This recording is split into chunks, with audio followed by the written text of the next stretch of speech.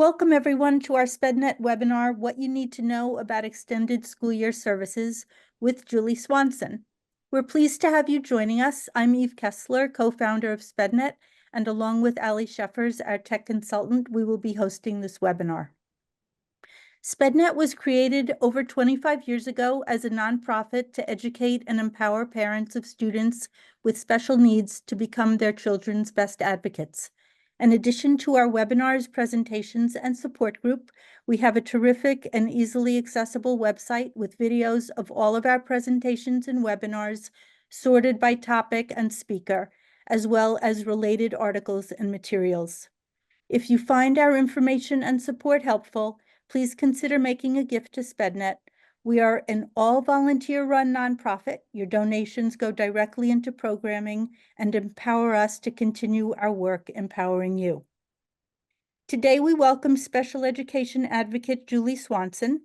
Julie co-created YourSpecialEducationRights.com, a video-based website for parents, and co-authored Your Special Education Rights, What Your School District Isn't Telling You, as well as the soon-to-be-released book, IEP Guide to All, What Parents and Teachers Need to Know About Individualized Education Programs, all with special education attorney Jennifer Laviano. Julie's passion project is her website, lifeskillslady.com, a website dedicated to helping parents increase independence in adults with autism through life skills. Julie did a presentation about life skills for us in the last couple of years, and when I send out a copy of today's video, I'll also be sending out a copy of that video. A few ground rules. Be mindful that this is an open forum and the presentation is being recorded, so we cannot guarantee confidentiality. You may not want to reveal any private information in your questions. As I said, a video of Julie's webinar will be sent out to you by email and also posted on our website and YouTube channel. If you have questions, please hold them until the end. Then please type them into the Q&A, not the chat. It's easier for us to keep track of them if they go through the Q&A. Any information provided in this presentation is for general informational purposes only, not intended to be legal or therapeutic advice. Lastly, this webinar is presented in partnership with Wilton Public Schools and the Newtown SPED PTA. Thank you, Julie. We'll turn it over to you. Thank you, Eve, so much. I really appreciate the opportunity to do this presentation, and thank you, Ali. And I'm so pleased to be doing this because extended school year is one of those hot topics, and there's a lot of misinformation about extended school year services. And as with most things, when it comes to your procedural rights under the IDEA and all the other the law that is the IDEA, it's what you don't know that can sometimes deprive your child of a free, appropriate public education. So in this presentation, I'm going to be going over the actual law itself, the statute, for what ESY is. We're going to do a little bit of myth busting, and then I'm going to open it up to Q&A. So I don't like to generally read, but I'm going to read this, and then we're going to break it down. So this is the actual regulation and statute for extended school year services under the IDEA. And it reads that each public agency must ensure that extended school year services are available as necessary to provide FAPE. Extended school year services must be provided only if a child's IEP team determines it on an individual basis. In implementing the requirements of this section, a public agency may not limit extended school year services to particular categories of disability or unilaterally limit the type, amount, or duration of those services. And the definition as used in this section, the term extended school year services means special education services and special education and related services that are provided to a child with a disability beyond the normal school year in accordance with the child's IEP at no cost to the parents of the child, and that meets the Connecticut State Department of Special Education standards. So let's break that down section by section in plain English and see what that means. So all school districts must make ESY services available, and ESY services must be provided only if a child's IEP team determines the services are necessary for the provision of FAPE. And we're going to go over more of that later. They can't limit the services to a disability category. So for example, they can't say, well, it's really only just for our more severely disabled children. Or they can't say, well, we only offer for the types of services, services for our kids who are really having trouble reading or writing, or the amount of services. And we only offer, about an hour of this, or we max out at, 3 hours a day. And of course, the duration of services, that's what I meant, and how often they are offered. So they can't limit any of those things. So ESY means special education. Special education is the specially designed instruction that is in your child's IEP, and related services. And I'm going to go through the list of what related services are: audiology, counseling, medical, occupational therapy, orientation and mobility, parent counseling and training, my favorite related service, physical therapy, psychological, recreation, rehabilitation, counseling, school health and nurse, schoolwork, speech and language pathology, and transportation. And so why it's important to remember our related services is that related services can be all of those things as listed there and as they pertain to any of them that might be in your child's IEP. Okay, it's also provided to a child with Hold on one second. Oh, I'm sorry to cut you off. I just got, a Ally, question. I just got something that said the presentation is Mhm. flashing. I'm not sure what that's referring to. The presentation looks okay to It's me. fine on mine. If other people are seeing this presentation flashing, could you let me know in the Q&A, please? Oh dear. Okay, it looks perfect. Okay, other people are saying it looks perfect. I'm sorry, the person right. who's having trouble, I think Yeah, it's your laptop. I'm so sorry Okay, about that. sorry to stop. No Okay. problem. So these are services that are provided to a child with a disability beyond the normal school year. And here in Connecticut, the normal school year is defined as no less than the 180 days of actual school sessions. And the school year itself, oh, don't ask me the actual date, but it's July something to June something, or so that it's not like the calendar year of January to December. Okay, and it must be in alignment with the IEP as it is written. And I'm going to stop and pause on this one for a minute and explain this. If you cannot ask for something in ESY that is not related to the IEP goals as they are written in the IEP during the school year. And if we have questions about that later, I'm glad to answer them. And of course, in keeping with a free appropriate public education, or a FAPE, these services have to be at no cost to the parents of the child and meet the standards of the Connecticut State Department of Special Education. Now, having said all that, that's what it says in the IDEA, but there has been case law that has further defined how we go about figuring out who is eligible for special education and other factors around ESY. So as it says here, beyond the statute, there's case law that supports these ESY decisions. Now, this is a case called, I don't know if I'm pronouncing that correctly, Roosh versus Fountain. And this is a landmark legal decision that further identified how what standards can we use to figure out if somebody is considered eligible for special education. I'm going to sneak peek. One of the myth busters is that you have to be able to prove regression for extended school year services. We will talk more about regression and recoupment, but what I want you to really understand after I go through all of these things is you will hear school districts say sometimes that, extended school year services are only if your child regresses. That's actually not true. There are many more standards, and we're going to go through them. So regression recoupment, and this is if you lose or you fail to recover critical skills within a reasonable time.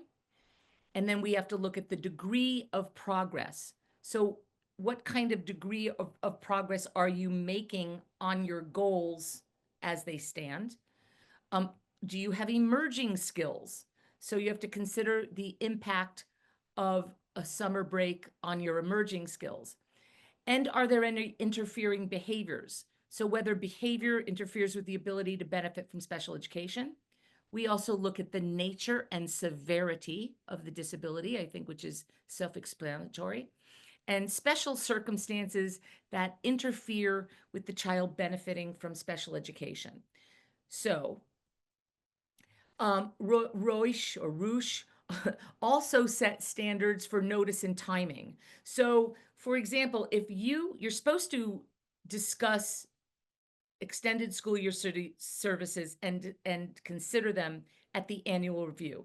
Well, sometimes an annual review is so far off from the end of the school year, a school team will say, well, we'll discuss that at a later date. But what this case set forth was that you cannot discuss extended school year so close to extended school year that if you as a parent want to dispute the district's decision, you need to have enough time to be able to make that dispute in time for your child to start extended school year services. So that was a notice and timing standard set forth through that case. Okay. Another standard, and this is not one that's included in the Connecticut, which we're going to go through the Connecticut topic brief. But I kind of like this one, and I put it in here because I think even it's worth mentioning if you think that it's something that relates to you. And that is the ability of parents to provide an educational structure at home.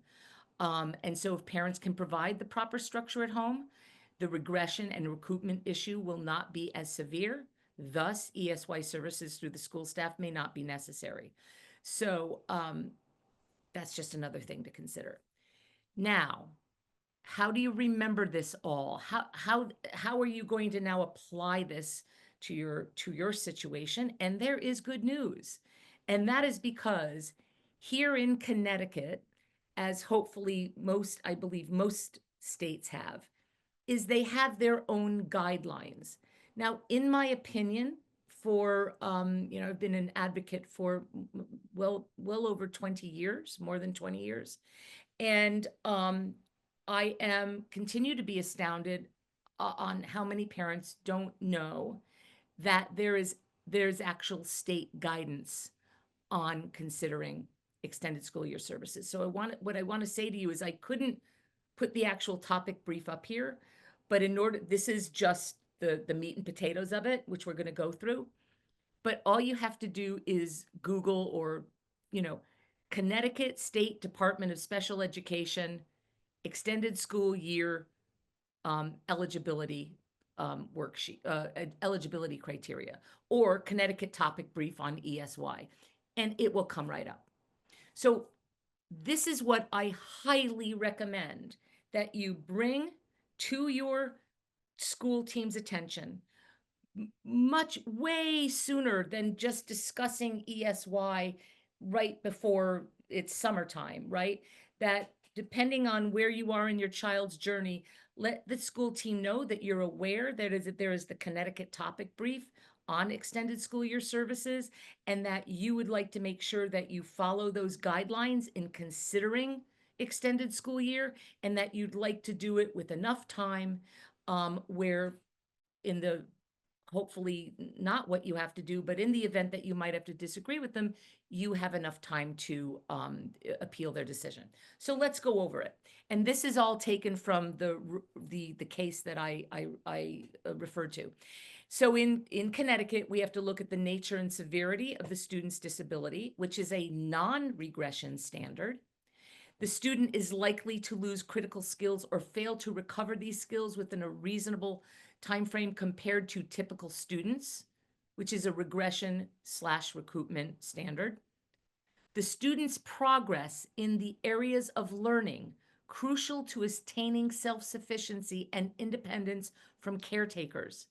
That's a non-regression standard. The student's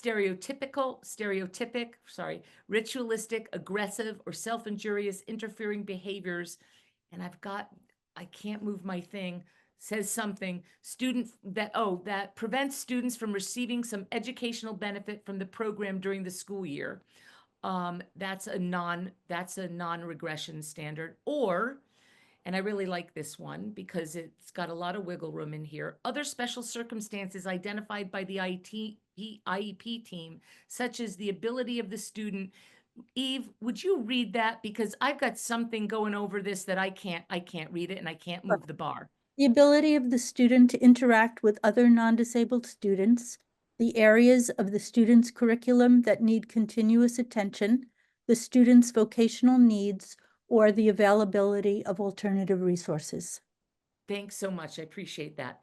Now, as you'll see from our own Connecticut topic brief, and this is the guidance that the state would like us to follow, extended school year services go well beyond just whether or not you can prove your child regressed.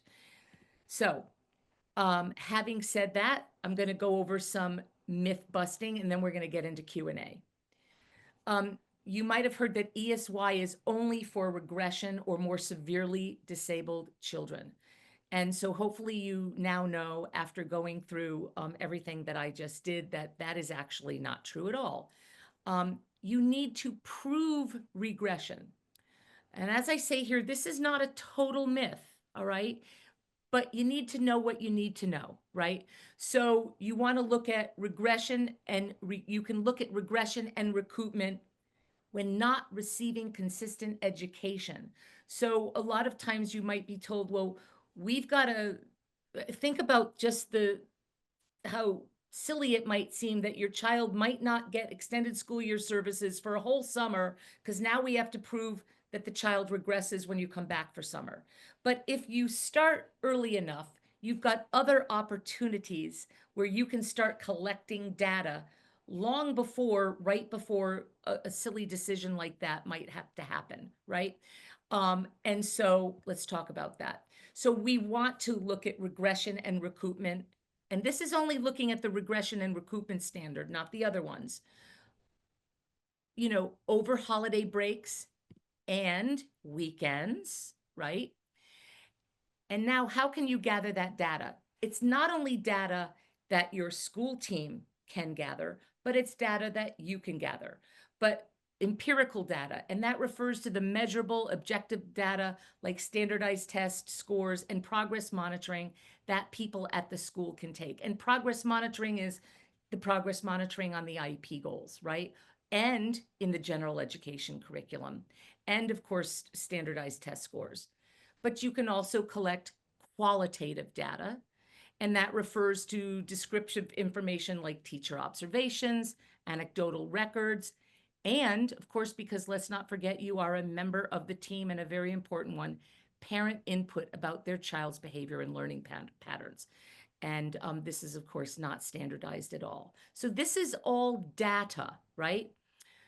So I'm sure there might be some questions about that, but that was that whole you can only get summer school if your child regresses is not true, but there's a little more to it than that. Okay, ESY is summer school. And in fact, it is not. Summer school is a function of the regular general education system, curriculum, which is available to all students. And it typically focuses on developing or remediating academics, focuses on general education, and sometimes it will even be at a cost to parents. Here's a big one. Summer camp can't be part of ESY. Again, this is, I'm sure I'll get a lot of questions on this, but it can be. It's not something that you immediately jump to that conclusion. However, if a district's not offering what your child requires to receive a FAPE, then the legal argument can certainly be made for summer camp. And this is especially around social opportunities or just the emerging language, and if there's no, which we're going to get into next. Oh yeah. Sorry. It's really mostly around social, but it doesn't necessarily have to be, but mostly. So to further the argument for summer camp, to further the argument about where extended school year takes place, let me go into a little bit about the least restrictive environment. Now, the least restrictive environment can be a whole day seminar, but generally speaking, here's what it is. To the maximum extent appropriate, children with disabilities are educated with non-disabled children, and removal from special education only occurs if the nature or severity of the disability is such that education in regular classes with the use of supplementary aids and services cannot be achieved satisfactorily. So then therefore you're removed, you're removed, you're removed. So there is a case, MC versus, and I have no idea how to pronounce that, LAUSD. But in this case, it supported the fact that children who spend time in the general education environment during the school year should be offered that same opportunity during extended school year services. Meaning, if their least restrictive environment during the school year was with kids who are in general education, but if there's no opportunity in extended school year to be with kids in the general education, there is certainly a legal argument to be made that the ESY should be in a less restrictive environment. And this is typically, not always, typically revolves around social opportunities. Therefore, an extra argument as to why sometimes a camp could be, or for that matter, if it's not a camp, it could be services outside of the district as at a social skills group in a local town near you over the summer, as an example. Okay, and let's not forget about our kids who are a little bit older and they are receiving transition services. And over the summer in extended school year, the transition goals can certainly also be and should be addressed and considered. And that includes post-secondary education, employment, and if appropriate, independent living. So what do you do if you have no regression data? Well, nothing should stop the team from considering also the lack of progress or slow progress on objectives. It's certainly worth the discussion. And now we are at Q&A. I did get a question whether or not this is being recorded. Yes. As we said before, this is definitely being recorded and will be sent out to everybody after tonight. And I sort of whizzed through that because I know there's usually a lot of questions around extended school year. So I wanted to be able to spend as much time as possible on those. Okay, I do have one question to start off with. It says, our son is in a private school and has a student service plan, not an IEP. Can we, and should we request an IEP for the rest of this year and next? Our son is a junior in high school and will require a transition program.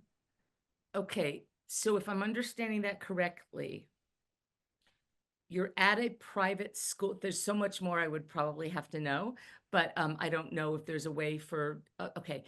Is the child, are you in a private school? He's privately placed there at your own expense? Like the public school has no, you're not in a settlement agreement or anything?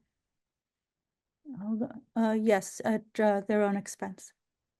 Okay, so if you are not in the public school system, then your rights under the IDEA do not apply. Now, where they might apply, right, is if you have a settlement agreement, and in that settlement agreement, it has been enumerated what will happen over the summer. I'm sorry to say this is one of those situations I would probably have to know a little bit more. And if that's the case, it's not a problem because if you want to, you'll have your email address to Sure. send out. And if somebody has a question that Julie isn't able right. to respond to fully now because she needs Right. more information, Right. you'll be able to do Right. that after. But in general, when you're not in the public school system, you don't benefit from the being enrolled in the public school and being protected under the IDEA in general. I hope that makes sense to the person. Now, could you always refer your child to the public school system? And sure. From Ann Tremanis, what is she? She was saying that something was July 1st to June 30th. Oh, she was filling in. Okay. Yeah, thank you, Annie. Yes. Oh, okay. My district often just provides a para for camp and only gives 1 week. Can they limit it like that? Well, here is my global answer to that. First of all, a school district can do whatever they like. It's whether or not you have a good legal argument to appeal that decision, right? And here's what, and this sounds like a really global answer, but the reason why it's called an IEP is because it is an individualized it's a decision based on the individualized circumstances of your child. So your school district offers 1 week. Could you certainly make a legal argument to say she or he requires more than that? Of course, you certainly can. I think what it typically will come down to is, look, by the time they're usually, you might be making this decision the month or 2 months before extended school year services, and a parent says to themselves, am I going to fight this? Or am I just going to accept it and feel lucky that I got the week? That really is a very personal decision, but it should be based on the individualized needs of your child. But I will say this, if you feel that there is a plausible argument as to why your child should have more than the week, then I think that's something you need to bring up at your IEP team, to your IEP team. But there's no one standard. There's no one, with your question was, can they do that? Of course they can. It is whether or not you can appeal it, but do you want to appeal it? But if you do, you should have a plausible reason as to why more than a week is required, and you should be prepared to take the issue to a mediation, or not that I like to have any parent have to go to a hearing, but to a hearing. Of course, you could always use the state complaint, but what I'm understanding these days is the state complaint process is running really, really long, and you probably wouldn't even be able to, even if you did go through the complaint process, which I'm not saying is always the right thing to do, that could take an awfully long time. And here also, ESY is only in July and half days in my district. What rights do you have in requesting full days or a full summer services? You have every right in the world to request what you believe is required for your child to receive a free, appropriate public education. So you will remember when I went back on the slide, when I went over the slide, talking about the fact that they can't just limit programs to, this is what we do for this is what we offer. Now, having said that, I've done this for a very long time, and I understand from a school district's perspective, from a resources perspective, for we have to figure out how to staff this and plan it. These are the parameters of our general program. But that doesn't mean that you wouldn't have a legal case, right, to legally support the request that my child doesn't fit what that one size fits all offering that you have.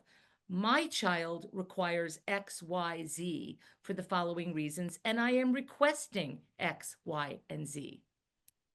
It really comes down to whether or not you want to challenge the school district and appeal their decision and go through what are the channels that you have to appeal the process. And like I said, it can be a mediation. I mean, I always like to say the best option is to always resolve the matters through the IEP process. But there are others: mediation, a hearing, and the state complaint process. And if there's a hearing pending, a resolution session. But I think sometimes we as parents, and if I didn't say it before, I have a 30-year-old son who has autism. That's how I got into this, right? And being a parent and going through this process is not always easy. And you may want to just not challenge the system, but sometimes the system should be challenged. And that's really up to you and whether or not that's a decision you want to make. The next question is, can you please share with parents what would be the next steps if your district denies ESY? I think this would be helpful to know how to navigate a denial in a PPT. Excellent question. Well, let me go back to what I was saying before. Hopefully, you don't just start this process within months, just a few short months before extended school year, because you have the right to appeal it, as I was just saying. If they say no, you have the right to appeal it. You have the right to go and retain a special education attorney and bring the matter to the next level where you want to appeal the decision and take it to a hearing, as an example. But what I would say is, and depending on where your child is in this journey, right? Start very young and start early in the school year talking about ESY, right? But the other thing that I want to say is, because it's such a wide question, right? The other thing is, if you're so far apart from what your school district thinks your child requires and what you think your child requires, let me remind you that you are entitled to disagree with the district's, well, now, triennial evaluations. So what the IDEA says is that once a school district evaluates your child in an area, you have the right to disagree with that evaluation and ask for an independent evaluation. Now, once you've asked that question, they have two choices. They can say, yes, we will grant you an independent evaluation. We shall pay for that, la, la, la, and off you go. Or they can say no, and they have to take you to a hearing to defend their evaluations. Now, a caveat, based on some case law, we can no longer disagree with any evaluations in Connecticut other than the triennial evaluation, meaning those evaluations that are typically done every 3 years, right? The triennial evaluations. You may notice some new paperwork that you see for evaluations, and sometimes it might say on the top of the paper, targeted assessments, right? So you cannot right now in Connecticut disagree with targeted assessments. So why am I saying that? Because your question is, what do you do if you disagree with, they deny you services? Again, you have your rights under the IDEA to appeal their decision. And I would highly advise that at that point, you'd be looking to retain an attorney who can help you appeal that decision. But the work that might come before that or after that to remedy that is to say, okay, we're so far apart on this, I'm going to disagree. You know, I'm not saying that's what you'd say, but you might make the decision to disagree with their triennial evaluations. And you should know here in Connecticut, you have 2 years after the evaluation has been conducted to disagree with the triennial evaluation. I requested a para or BT for summer camp for socialization and was turned down last year. Would you recommend writing a parent statement citing the MC versus Louds case? For context, my son is autistic and ID with toileting issues. So read me the first part of that question again. I requested a para or BT for summer camp for socialization and was turned down last year. Well, let me say this, that there are lots of questions that someone like myself or even an attorney to answer your question would have to have more information to give you an answer. But what I would say to that is there is some work to be done to have a mutual understanding between you and your team as to what your child requires, why your child requires that. And it's a perfect reason, in my opinion, that if you haven't done so already, that you do get some independent evaluations. So someone outside of the school district can share a new and fresh opinion on what your child requires. Now, I'm sure if I were on the phone with you and you gave me lots more information, I could probably get into more details, but that's a global answer to what is potentially a very complicated question because there could be so many other things I would want to ask you. I hope that makes sense. ESY can be used for summer camps for social skills and taking turns. That's a question. Do they need data? I know the Y in Meriden accepts an IEP, but how do I request it? I just had my annual meeting and they didn't mention ESY. Okay, so that often happens.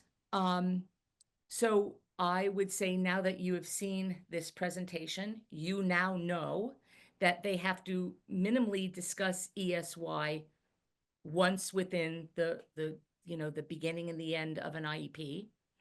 And now you know that you don't want to wait until right before the summer to discuss ESY.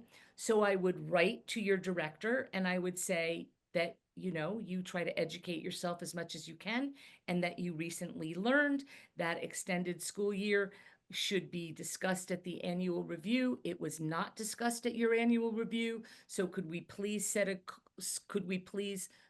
PPT together? Could we put a PPT together to exclusively discuss extended school year? And I know there was another part of that question. There was a front part of that question. Used for social skills, turn taking. Yes. Is that a summer statement? camps.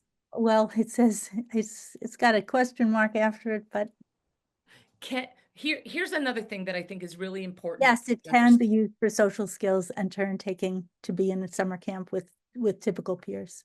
Here's another thing that's really, really important. Your ESY services can't be outside of what the IEP states, right? So if you have social skills that talk about turn taking and talk about the things that you just mentioned, then that is certainly what you'd want to have translate over into extended school year services. But if you don't have something in the IEP goal already, then you can't conceivably say, oh, for summer school, well, unless you have an IEP team and you change the IEP, right?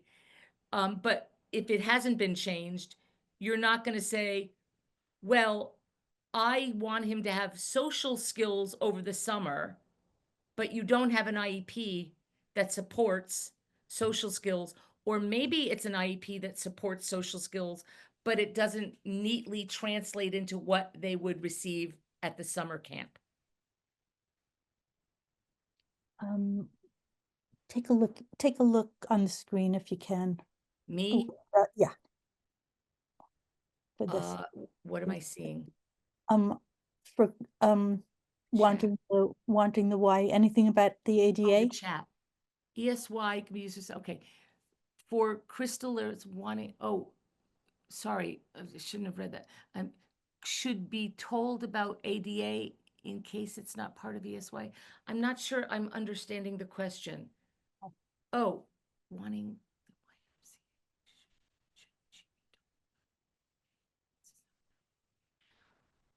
Oh, the why. Okay, let's go back to the why thing. I think I didn't explore this why thing fully. If we can go back, ESY can be used for summer camps for social skills, turn take, etc. Do they need data? Meaning the why, does the why need data? I know the why. I think that, she's saying that the Y offers a special needs program. Okay. And I'm sorry, I'm trying to read this. Why in merit accepts an IEP, but do I request it? Do I request, do you request what from the, I guess I'd have to know what she means, from the Y or from the school I district? think she's talking about the summer camp at the Y. Okay. Or I Okay. guess without fully understanding your question, and I apologize, if you want to ask for summer camp at the Y, Mhm. is it conceivable for you to ask for the school district to support that? Yes, it is conceivable for you to ask that if you can say that there's no typically developing peers in the ESY that they are offering in the school district. Sure, I would say, why not ask? I will say that a lot of these questions are very specific to the child and I think are going to be difficult. Right, and I'm sorry for stumbling over some Right. of them. So this one, I've asked for additional support such as home services beyond the 5-week ESY period due to the fact that my child with nonverbal autism regresses Home services. regresses behaviorally, which includes SIBS when his school schedule is interrupted for several weeks. Okay, I've been met with resistance and essentially have been told we don't do that. Do I sure. have any recourse?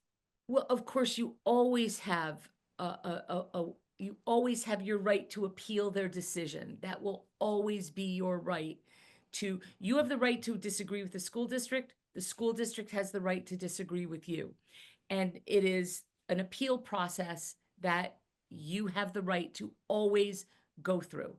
Having said that, what I would start doing if I were you, and never stop asking and making sure it's on the record.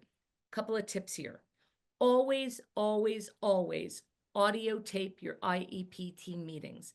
You let the school district know that that is what you'd like to do, that they might decide to audio tape it on their own. Here in Connecticut, we're allowed to do that. I would also, oh, good Lord, because I just lost my train of thought. Oh, where was I? I'm so sorry. I'm so sorry. Oh, I would also request at the PPT that you would like no more than 2 weeks after school ends and no more than 2 weeks before school begins again.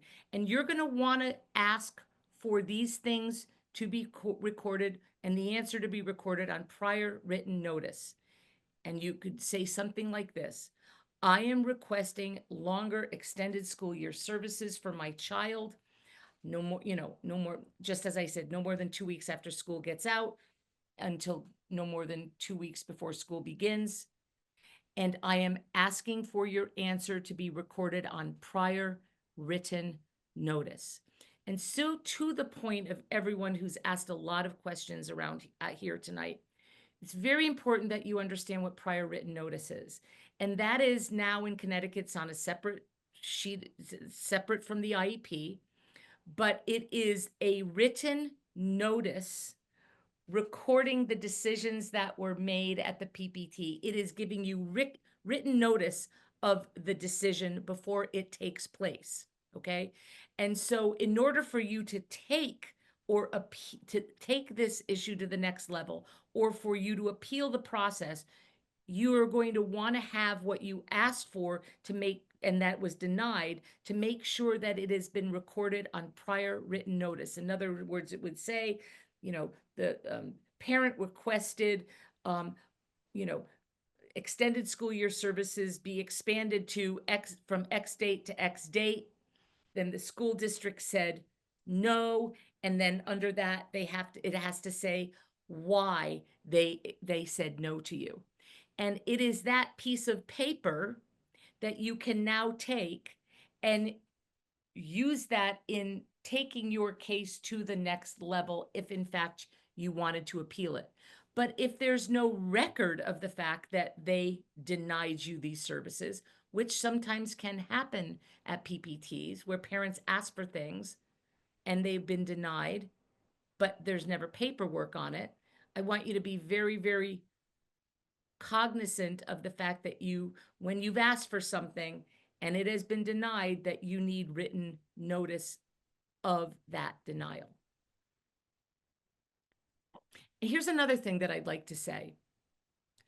Don't ever stop asking. If you asked 1 year and you said, oh, I'm not even going to ask anymore because I know what their answer is going to be, no, keep on asking. Keep on asking. Make sure that you continue to make your record. And, just a word about an IEP, the special education taps into a legal process, and there's legal paperwork involved. And if it's not in writing and it's not on the paperwork, it did not happen. So it's really important that you're able to understand that what the paperwork is, and to keep track of that, and to continue to ask for these things as long as you continue to think that your child requires them, even when the answer is no. And you may come to a point at one point where you say, you know what, I'm ready to appeal their decision, but don't stop asking. And maybe follow up with an email about what you asked, Sure. what was denied. The other thing that I really want to say is relationships that we have with our PPT teams are so important. And I think that sometimes, instead of things just being transactional, right, that you want to really understand how important your relationships are with the people on the team. And if in fact your children are of the age where it's still passable and plausible for you to go in and do some observations to see how they're doing at school, you should take full advantage of that. So that you have an understanding of how your child is functioning at school. And I know there's been a lot of questions around summer camp and kids who have autism, and perhaps, kids who may have more severe disabilities. And it's especially important to do it when you have kids who may profile with greater needs.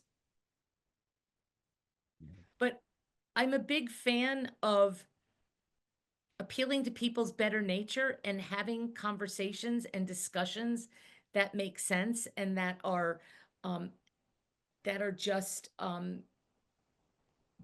listen, here's how I feel, here's why I think my child requires this, and being really cognizant of the fact of what your IEP goals say.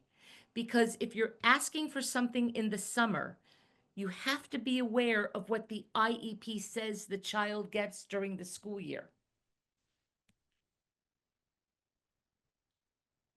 This mom wants to know about data.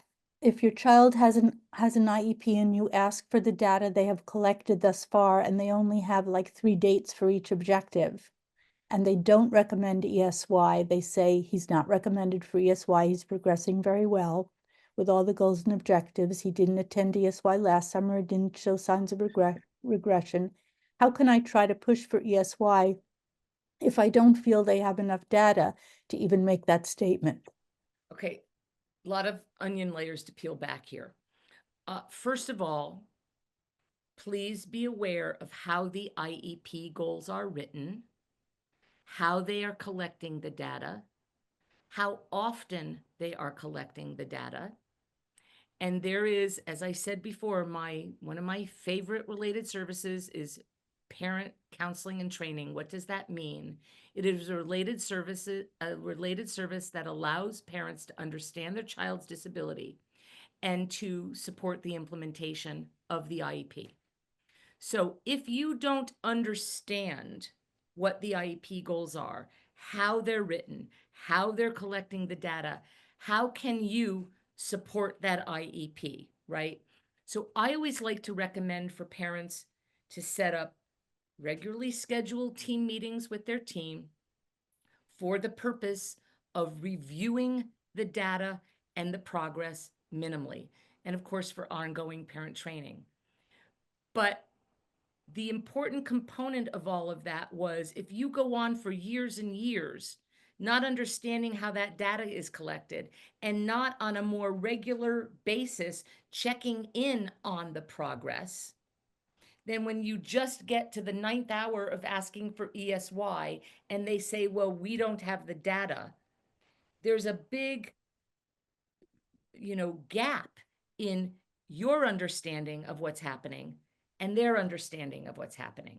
So my first advice and suggestion would be to really have an understanding of what your child's IEP goals say, how they're written, how the data is being collected, and asking for a meeting with the team for you to understand it and for you to see show me the data. How are you collecting it? I need to understand so that when we get to the end of the school year and we're discussing ESY, I have a better understanding of why you continue to tell me no. But again, I think this is one of the situations where it's really hard to answer a question like that globally without knowing many more details. I hope that makes sense. Our son has an IEP. If your child is repeating a grade, how can data be accurately measured? He has a lot of difficulty with camp over the summer and the camps not being able to handle his handsiness. Would this be considered a regression? It could be considered regression if you have an IEP goal specifically looking at, I don't know what you mean by handsiness, but I'm going to assume you mean he may put his hands on other people. And if there is an IEP goal related to that, and if he's not making enough progress on that, or if over the weekends or over holiday breaks, he's handsy and he's not generalizing that skill. These are all important things to discuss in consideration for ESY. I also think, another thing is be aware if your goals are written for generalization or if your goals are just written for an isolated setting with the school psychologist or the speech and language pathologist. Now, look, let's talk about that for a minute. Goals are typically taught in one-to-one or a small group until the child learns the skill. But what I often don't see in IEP goals, and not all the time, right? I'm making a general statement here, is that a goal then may not be written for the generalization of that skill. And so that's another thing for you to look at. Is the goal written for generalization beyond a one-to-one session or a small group or however that's being taught in isolation?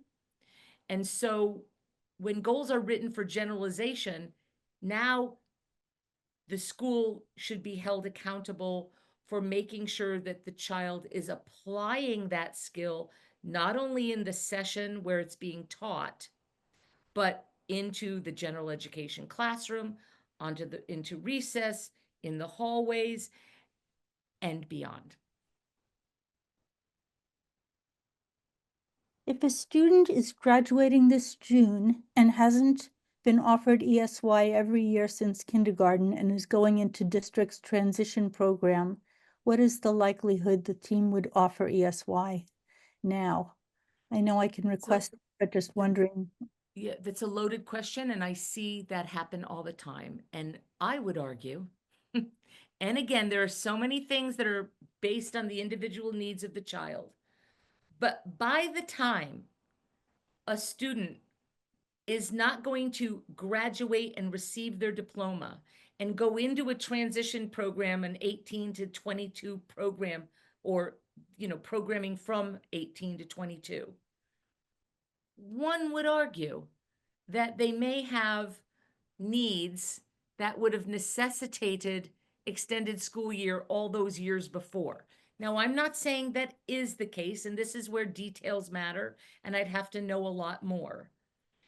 But I see that a lot, and I would say that probably the argument, all those years that the child didn't get it, perhaps should have been discussed further, and perhaps your child should have been receiving it. But here you are in the situation where this is just for the first time, and they're going into the transition program. I would argue globally that if your child requires transition, these post 18-year-old services, let's look at all the IEP goals individually and decide whether or not this summer it makes sense. And that's another thing that I should have mentioned before. ESY is not, it doesn't have to be for all of the IEP goals in your child's entire IEP. It could be you go to ESY for one of the goals.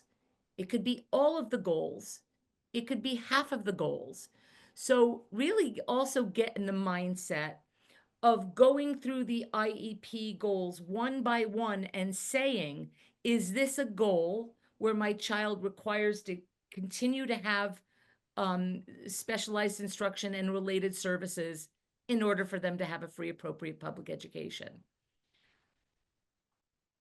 So don't look at it as the whole package.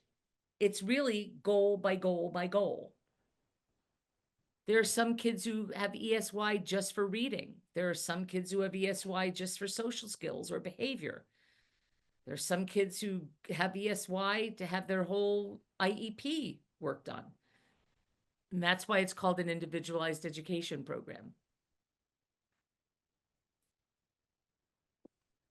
If ESI was agreed upon last year due to the mom's advocacy, is it safe to think it would be offered again? Or would she need to go full throttle with data analysis, anecdotal records, etc.? Well, my goodness, this depends on so many things. I would never assume that something will be off. I would never assume anything. I would say because each new school year needs to be looked at individually. You shouldn't be making a decision about this year's extended school year based on what the child required last year. I mean, yes, does that come into the picture globally? Yes. But new IEP, new set of circumstances, new analysis. Now, let's face it, there are some kids who may be more severely impacted by their disabilities where that could be the assumption, but I just never like to assume anything. But I think this is also where you can concentrate on the relationships that you have with your team members and your director of special education. And there's nothing that should ever stop you from getting to know your director of special education better and saying, hey, can I come into your office and talk to you about some of my concerns? Can I talk to you about some of the things that historically I think have really troubled me? You should absolutely do that if you feel that could improve your relationship with your team and your district, and not always why not share? I always feel that, I feel that sometimes these decisions are made very transactionally with not a lot of thought and consideration. And as we move forward, I'd like to give them more thought and consideration. For example, we need to have far more more robust conversations and decision-making around extended school year, as an example. Don't wait for it to be the 9th, the 11th hour decision that everybody around the team just says, no, I don't think he needs it. No, I think she's fine. No, he's not going to require it. No, it requires a far more robust conversation than that. IEP goal by IEP goal with the Connecticut topic brief on ESY, and go through each and every one of those standards and have conversations with the team about every single one of those standards. And that's what you should be doing at every extended school year discussion. Don't have a discussion about extended school year without that topic brief and going over it. And in my opinion. we'll send that out.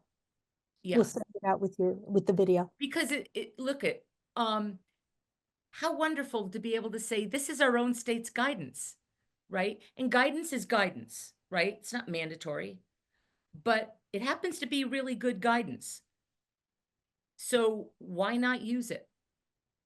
And it's not your word and what you want. This is what the state is suggesting that the teams use to consider extended school year services.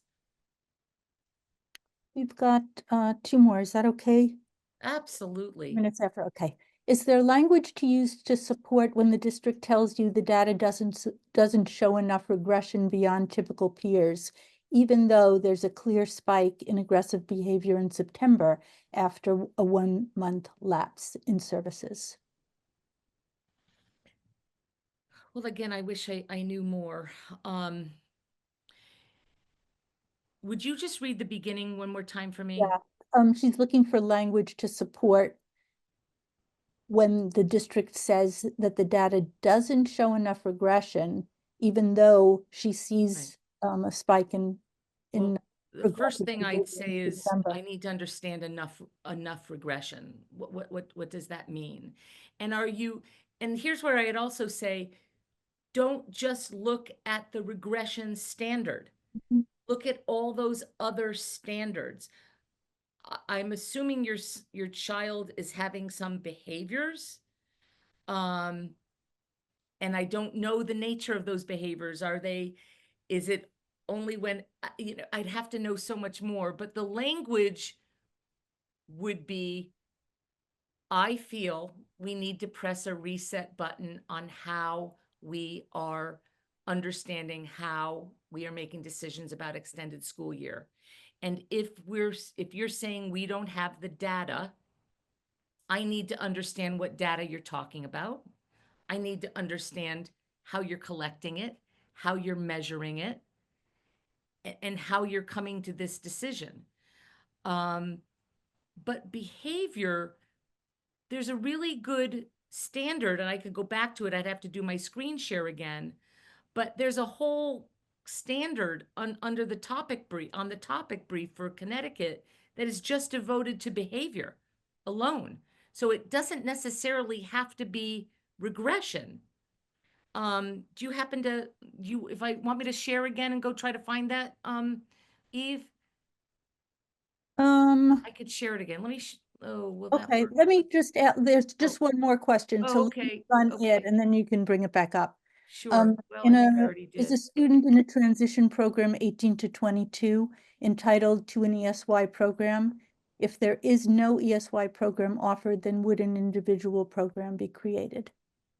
The question is, 18 the to child is 22. unequivocally entitled to that. Absolutely. Absolutely. But again, it has the same analysis as a child. It has the same analysis as a child in the 1st grade, the 3rd grade, the 5th grade, and the 6th grade, and all the other grades. Is my screen up for everybody Yes, to it is. see? Mhm, Okay, Connecticut let's read topic this, brief. okay? 4 bullets down, even though there are no bullets, so paragraphs. The students, you have to look at the students' stereotypic, ritualistic, aggressive, or self-injurious behaviors, interfering behaviors prevent the student from receiving some educational benefit from the program during the school year. That is a non-regression standard. So if this, in this case, right, if the school district is making this just about regression, that's where I implore everyone to bring this topic brief, even send an email to the team saying, as we move forward, I am requesting every year when discussing ESY, and I want to discuss it early, and I want to just, you know, we don't have to make a decision on it at the beginning of the year, but I want to be discussing it every time we meet, right?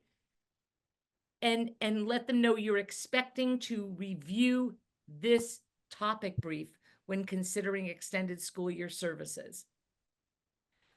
Because right there in the 4th paragraph, it says absolutely nothing about regression in that considering that standard. So I hope that's helpful.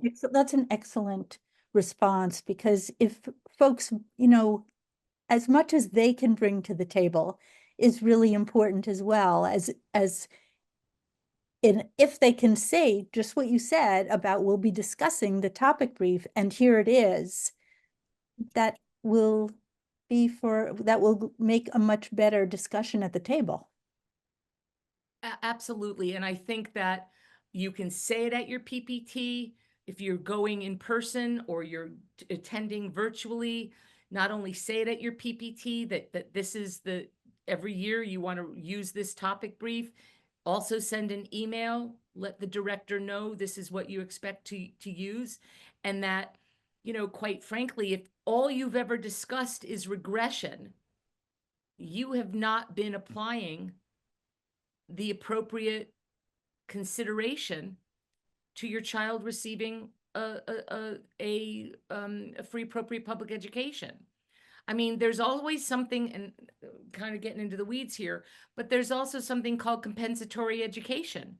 So if you feel that your child has missed out on the opportunity to receive a free appropriate public education, you know, you can always look at compensatory education. I'm not telling you to do that or to, it's a whole other thing to go down, and that could be a whole other day-long presentation.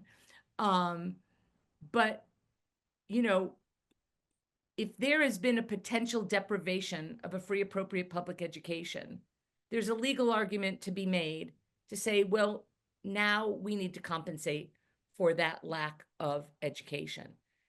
And that's why I can't stress enough, if your children are young, and even if they're in middle school, start making the consideration for extended school year a year-round discussion point, not just a 2-minute, if, you know, I have parents tell me, they've never discussed extended school year services at IEPT meetings.